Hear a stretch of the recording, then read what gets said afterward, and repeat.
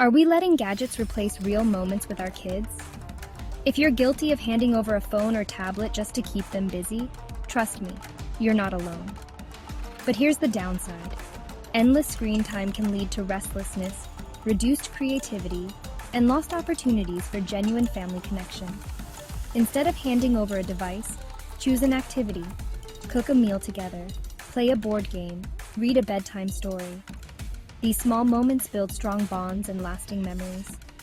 When we rely on screens to entertain kids, we miss out on teaching life skills and values that come from real interaction.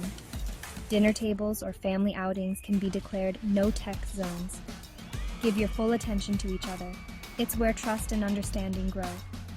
That precious together time disappears when everyone is in their own digital bubble. Remember, screens can't hug, can't share laughter, and can't replace genuine connection. Put away the gadgets and watch your child's creativity and confidence soar. Follow for more parenting inspiration, and let's build stronger families, one shared moment at a time.